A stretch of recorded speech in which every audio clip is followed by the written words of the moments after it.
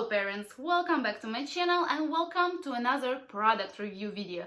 Today I will share my thoughts on our iBABY Care M7 baby monitor. And if you're new around here, then welcome. My name is Karyna. I'm a full-time mom to my 14-month-old girl Michaela, and here on my channel I post videos on motherhood, pregnancy, birth and breastfeeding topics, as well as product reviews, and sometimes I share vlogs. My mission is to help parents just like you be more confident in their motherhood and fatherhood journeys. That's why I share my experience and knowledge in a new video every single Thursday, and if this sounds interesting to you, consider subscribing, and let's get into today's video.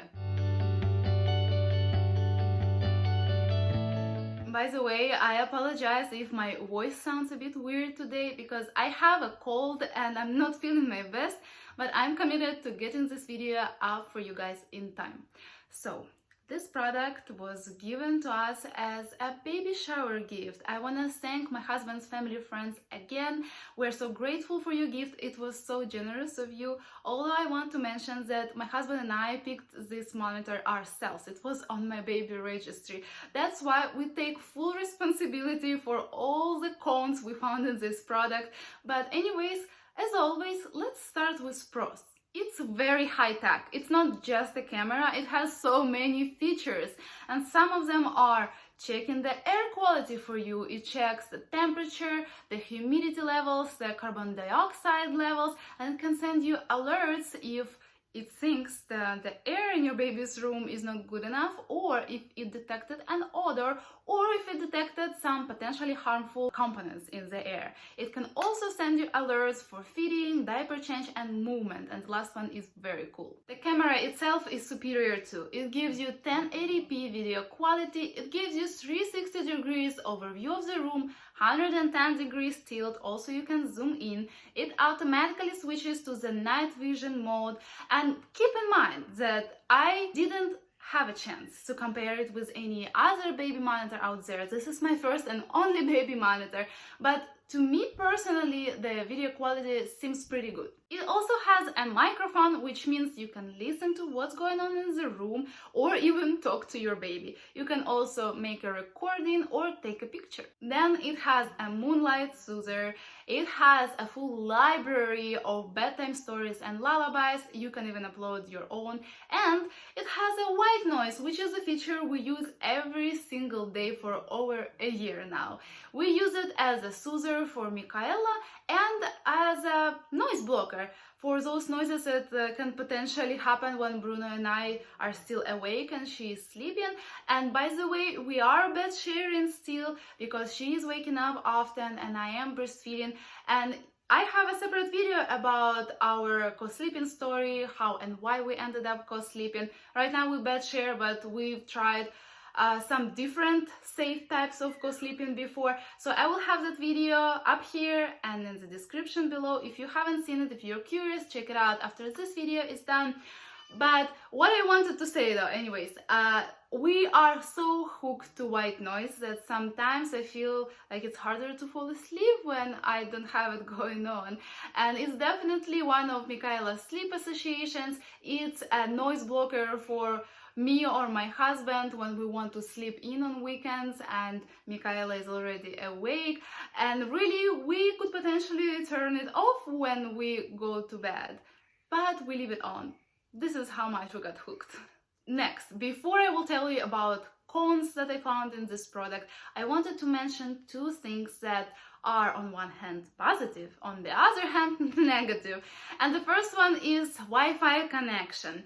So while on one hand it's a better signal to use comparing to most of the other baby monitors that use some different kind of signals, this one uses a Wi-Fi that you already have at your home, and supposedly it reduces your baby's and yours exposure to electromagnetic waves. The way I understand it is this: almost everybody has Wi-Fi in their home anyways. Using a baby monitor that uses a different type of signal, you're adding more electromagnetic waves in your house, while the iBABY Care M7 monitor connects to your existing Wi-Fi, uses whatever you have. So this is a positive, right? But on the other hand, sometimes you can have troubles with Wi-Fi, and it happened to us about 3 to 4 times during the last 14 months. When that happened, I wasn't able to use my monitor, neither as a camera nor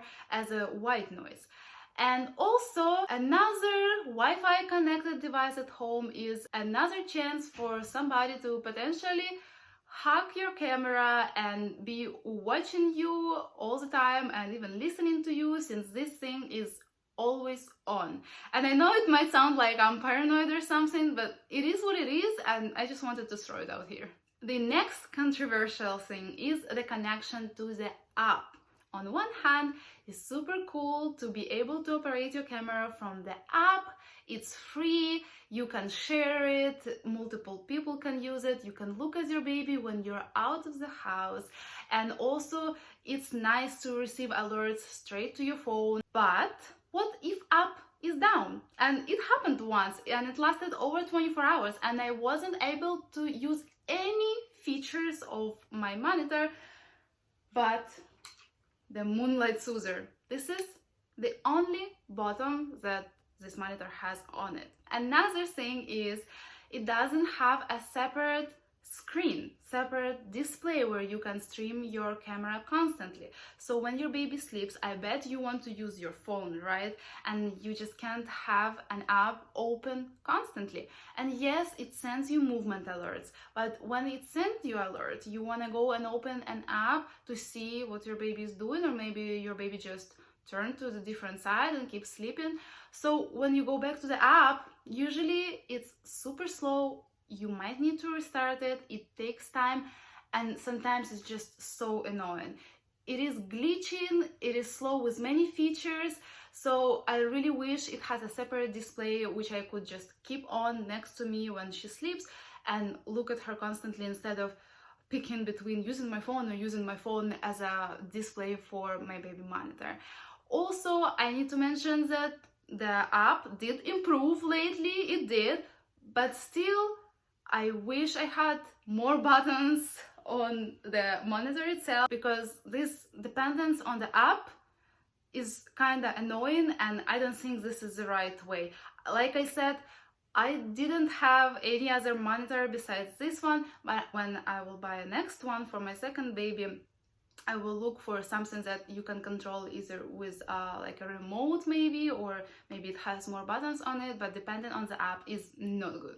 It's not wireless, it needs constantly to be plugged in, and all these wires have to be connected. And this makes it so much harder to find a good spot for it. Also, when you have a toddler or when your baby will start crawling, you definitely don't want any extra wires hanging anywhere. This is a huge con for me. And I know now there is a iBABY Care M7 Premium, and it is wireless, but it costs twice more.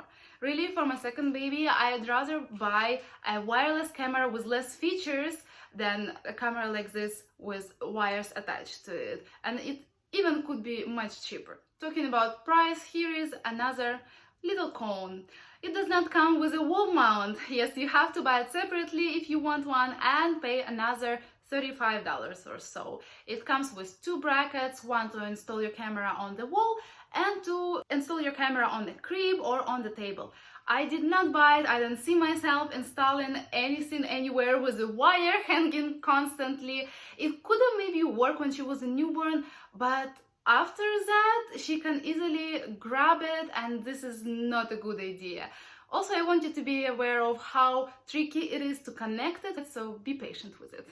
Overall, I'm not satisfied with iBABY Care M7 baby monitor, and like I said, probably for a second baby I will get a different one. For me, it has to be wireless and it have to come with a display where I can stream my baby camera on constantly. I'd rather just buy a cheaper white noise machine separately, maybe like a room thermometer or humidity device. So sometimes all-in-one is not the best choice, and it always happens with first-time parents we make mistakes and we learn from them, and that's why I share my experience with you so that you can decide if this monitor is a good fit for you or not.